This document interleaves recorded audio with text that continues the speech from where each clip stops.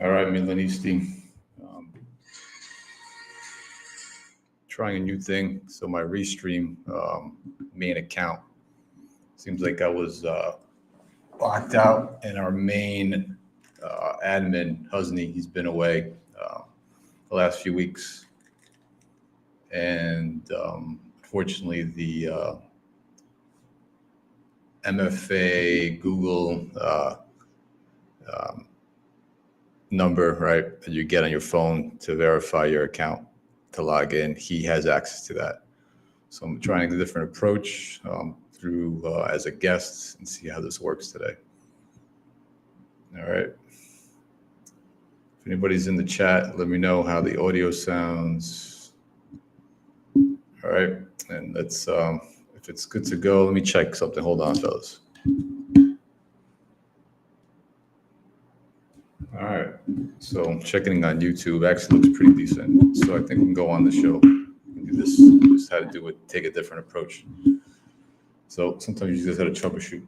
All right, so that being said, welcome to the first edition of the Defensive Dynamo Analysis Show. Today I'll be breaking down Milan's defensive performance, the highs, the lows versus Barcelona, the last U.S. tour game of the preseason. All right, listen, Milanisti, quick thing. I love this team to death, right? So by no means am I bashing the team or the players, right? By analyzing the performance, I'm just quickly taking my Milan fanboy glasses off and assessing their performance from a bystander, right? As a more of an analyst, right? As a coach, right? That I was for several years. So, I like to do these shows. I like to focus on the good things mostly, but if I see things that are reoccurring, right? Like last season, I did this quite often on Milanisti 360 as a guest. I know some fans didn't like it. They probably got tired of me bashing on the team's performance again and again, but the same mistakes were made again and again, week in and week out, right? That we've addressed last season.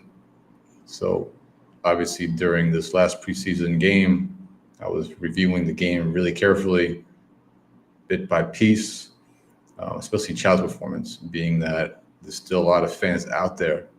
For whatever reason, I'm not quite sure why, right? That we think that Chow is a solid, serviceable center back for Milan.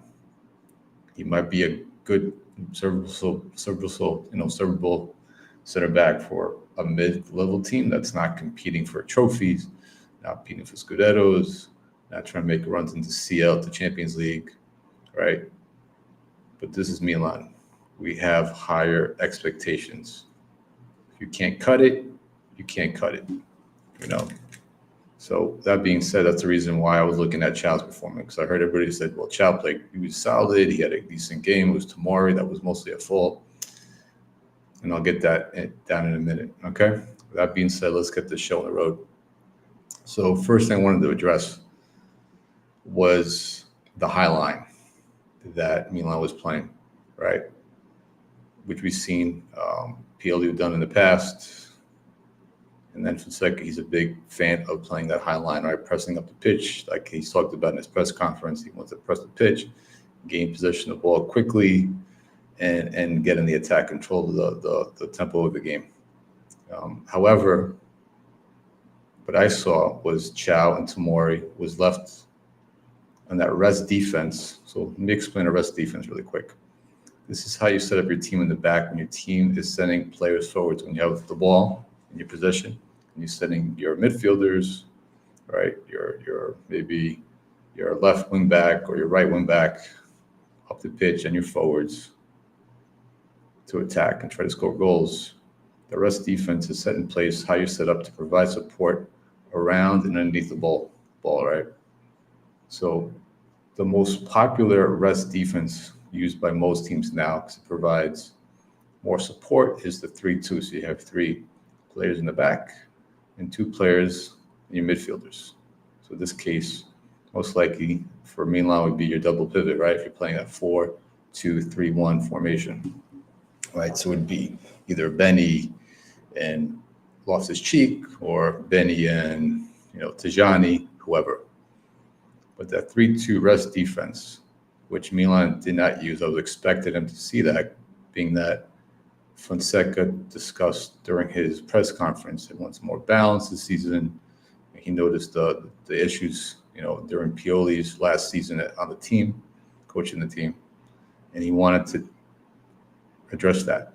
I didn't see it. All the games that I've watched this preseason, I've seen Calabria, whoever's playing on that right side, and on the left side, the left back and the right back shooting up the pitch, leaving our center backs all alone in the back, right? And this caused issues, especially during the Barcelona game, right? Because you're exposing your center back, you're putting them in, they're getting outnumbered, especially once they lose the ball and the other team is quick to counter, they're going to see there's two players in the back. If you have players like, in this case, Chow and Tamari, they're not the best defending in space. They make mistakes. And they took advantage of that time and time again, right? In order to play this kind of, if you're going to play two in the back, or even three in the back, that 3-2 rest defense, you need defensively strong midfielders with wheels. All right. Loftus-Cheek is not the answer. Tajani is not the answer. Moose is not the answer. And Adley and Pobega. That's what we currently have on the squad. The only one that's serviceable at that, doing that kind of work in the midfield for us currently is Benny. We would need someone like Fofana and Kone, or Fofana and Cardoza, Kone or Cardoza, those players that I mentioned in the past. Currently, let's not even address the market because it doesn't even look like we're going to sign a CDM.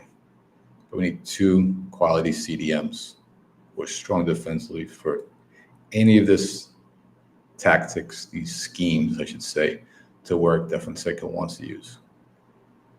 All right? So that's one. Two, right? Also in regards to rest defense, it's extremely important, right? For proper spacing. That's your pivotal space, they call it. It's how your team is set up space-wise between your attackers and your back line. Now with Saki, he had this really good idea between pivotal space, right, behind that. His teams during Milan's, height was 25 meters apart, which is 82 feet. All right, that gives you enough space between each line that they support each other. So you got proper spacing between your front line, your midfielders, and your back line, which if you remember those teams, that worked out great.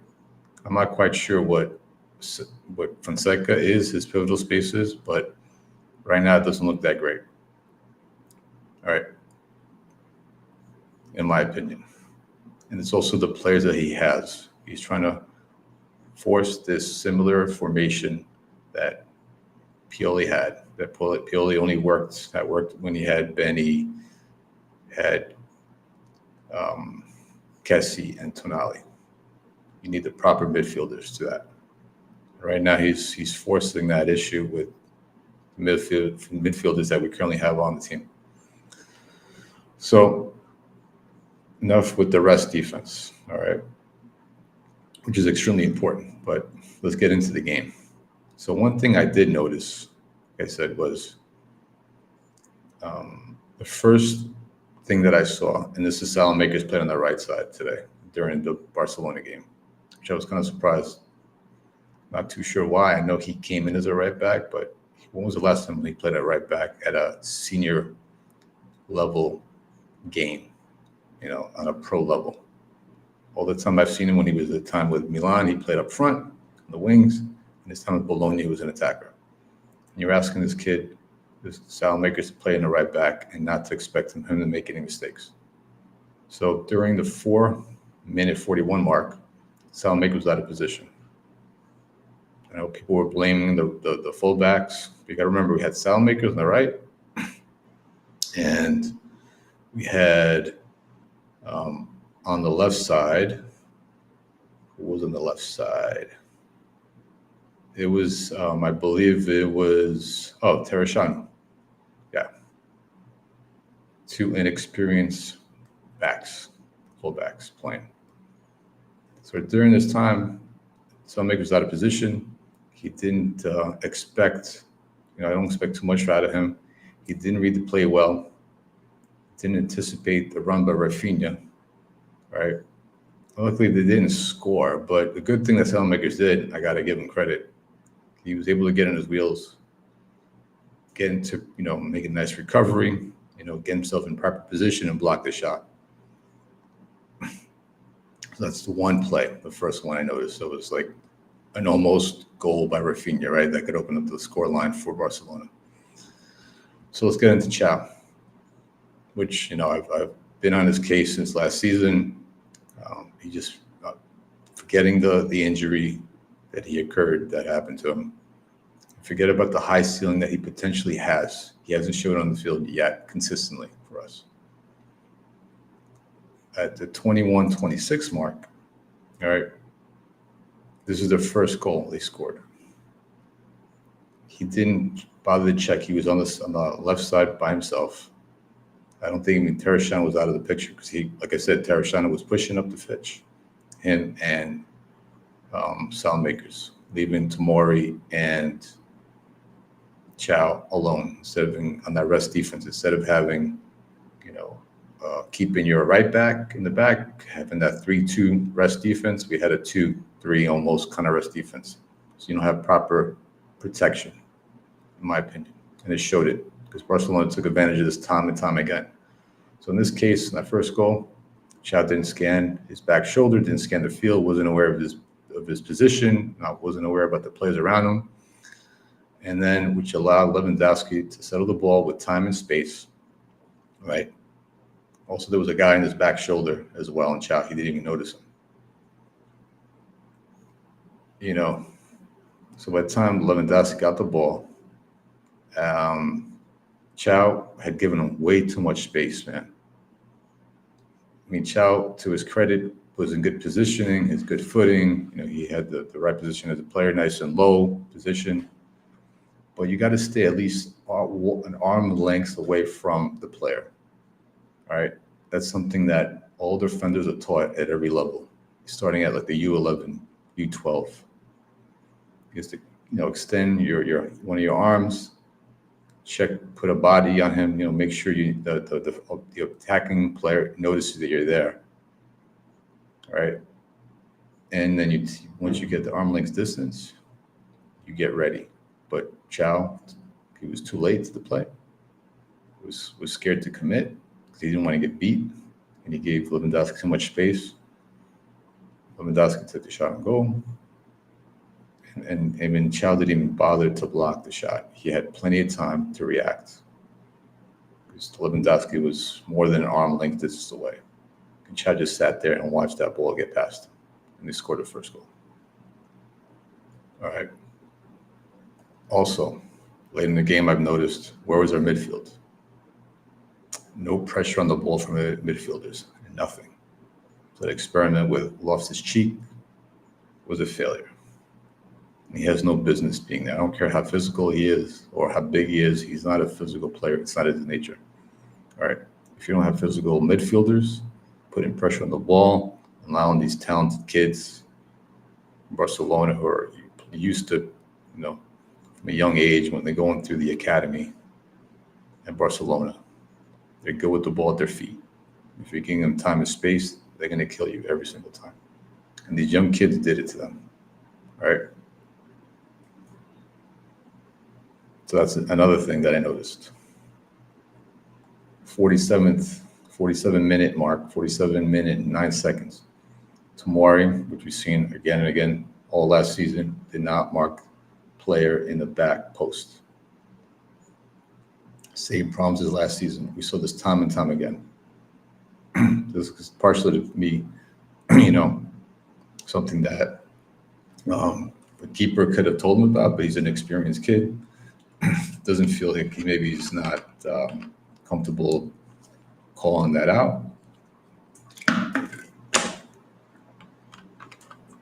But Tamar did mark his player in the back post. Same problems as last year. So that needs to be addressed as well. Maybe with Mike in between the posts, he's more of a commanding player who's going to call it out this year.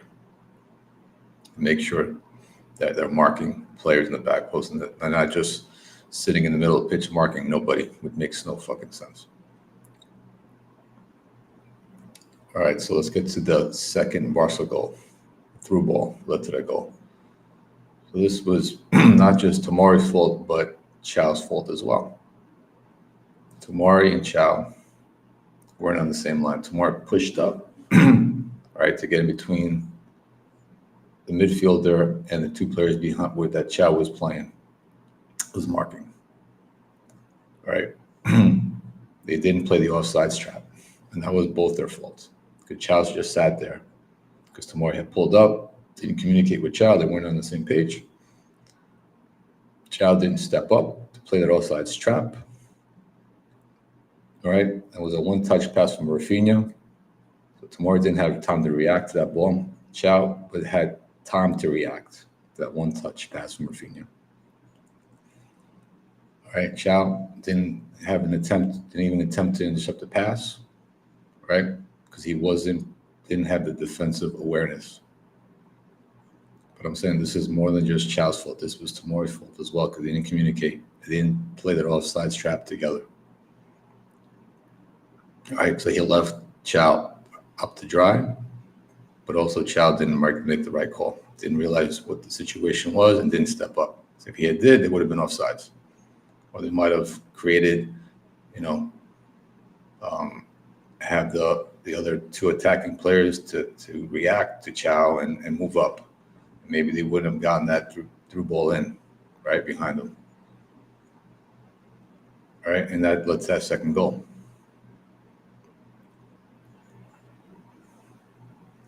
Also, another thing that I noticed, our pressing was horrible. I'll just talk about we're going to be pressing, high press, higher than last season, non-existent. Time and time again, Barcelona broke the press with ease. The young kids, these kids, most of them, they had a couple starters on the pitch. Sure, Barcelona. But they weren't playing with Yamal. They weren't playing with Kurbasi. With other starting defenders. And they broke, or Pedri, or any of those midfielders, and they broke the press time and time again. Because it takes all 10 players on the pitch to commit. But I've heard from a couple people that attended the game that Liao was not working hard off the ball. Something we've noticed last season as well. And he wasn't defending. That's going to be an issue. If one player, especially Liao, if he's not doing your job, regardless of what the other 9 players are doing on the pitch, not including the keeper, if he's not willing to defend, he's not willing to commit, to work hard off the ball, the high press will not work. End of story. All right, that's a given. As anybody out there that knows the game. All right, so Liao better get his act together. Because if this high press is going to be effective going to the new season, Liao needs to change his attitude, and Fonseca needs to get in his ass. If he's got to bench him, bench him. You need to work hard off the ball and on the ball, not just when you decide to do things. This is a team sport. So I hope Liao changes his attitude and starts defending. That's the only way this high press is going to work. If not, go to a mid-block, something that every coach should be able to adapt to. If your high press is not working, if the team's beating you time and time and time again with these, you need to change it up. Go to a mid-block. do something different, change things up. But, enough of all the negative things. Did see a positive moment from Tomori and Chow later in the game. He made a good play inside the box, right? They reacted pretty good to the ball. They were in the right position in the 68th minute, to stop Barcelona from scoring. So overall, they didn't have a horrible game. And this wasn't just, hearing a lot. The right backs left him, the full backs left him out to dry. No, the whole back line was a disaster. And I really can't blame Salmakers or Tereshano because they're unexperienced. Even that play that Tereshano was in the box 18-yard and he got nutmegged, people were like, oh, he got nutmegged. There was a player behind him. Chow, to his credit, was right in the right position. He was covering his back. The minute he got nutmegged, Tereshano, Chow was there to collect the ball. So in some cases, I've seen it. Coaches have taught this. I've taught this to my players in the past. If you have somebody covering your backside or your teammate, let them nutmeg you. Who cares? If they're not going to get the ball, they're going to nutmeg you or do a rainbow or whatever kind of trick. Let them. Get yourself in proper position, block them, let your teammate regain the ball. It's not a big deal. So I know some people were knocking Tereshano like, who he got nutmegged. It's not a big deal if you have the right coverage behind you, and if you're able to stick out your arm and prevent him from getting the ball first. It's not a big deal. But that being said, overall, like I said, I expected more from Tomori and Chow. They've been playing together before. It's not the first time. They have way more experience in the positions than Salmakers and Tereshano. I expected them to play better, especially with playing against, Rafinha was on the pitch, Lewandowski was on the pitch, but they weren't tested by their full Barcelona squad. So let's see what happens during the season, how they get evaluated. Because in my opinion, these two are not the answer at all. Hopefully with Pavlovic and then Gabi gets in the mix, this is going to, things will get, will look better in the back line. But at the same time, the midfield needs to be addressed. Because I said that was another issue in that game against Barcelona. Our midfield was horrible. Out of position. No pressure, nothing. Just left out the back line exposed, but also the back line didn't play well as well. So that's all I got for today.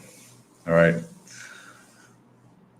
Please leave your comments, in the chat about this, assessment on the defensive performance versus Barcelona or Milanisti. Again, I said again, I'll repeat myself. In no way this means that I hate the players, I'm bashing them. No. Or Fonseca. This is things that I noticed. And sometimes, it's okay to take your Milan fanboy glasses off and look at that team from, more unbiased, with no bias, and just look at that as a casual, more of a, just a fan, a casual fan, not a Milanisti. And you think your team is perfect. Yes. Offensively, we look good, but defensively, there were a ton of mistakes in this game. I don't care that we won in PKs, but that's not the point. All right. So hopefully these things that I brought up today, I'm sure, listen, Fonseca and his staff, they're have way more experience than I do. Obviously. So I'm sure these things are going to get addressed. Hopefully, I'd like to see him go to that 3-2, rest defense, a 3 in the back. Hopefully when we get, whoever our right back's going to be, either that's going to be Kalulu or our newest signing, Emerson Royale, I hope they're not bringing. He's not committed to go in the attack. There's no need for him to go in the attack. You have Leao on the left side. Let him do his thing. Link up with Theo, I should say, not Leao. Have Theo link up with Leao on the left side. Let him do the little 1-2s, give him goes, right? Overlaps, underlaps, all that exciting stuff. And have that protection in the back. Have your 2 midfielders sitting back there on that 3-2 and everybody else in attack. All right? That way, if we get countered, we lose the ball, we have your proper protection behind the ball and around the ball, and prevents teams from countering and exposing, your back line. All right? I'm Milanisti. I hope you enjoyed today's show. Apologize for running late. Like I said, had some issues logging into Restream, had to find a different way around it, but we figured it out. Cool. All right, so we're about the 30-minute mark. Let's see if there's anybody in the chat. I didn't even check, honestly, man. All right.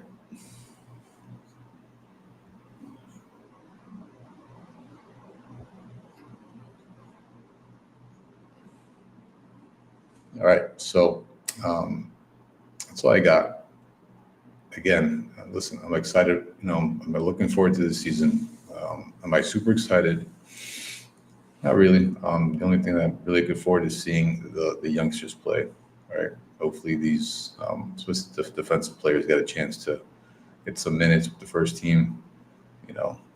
Get moved in between the Futuro and the first team, like Zaroli, Lotte, the kid Vittorio, the right back who really shined in the U19 tournament.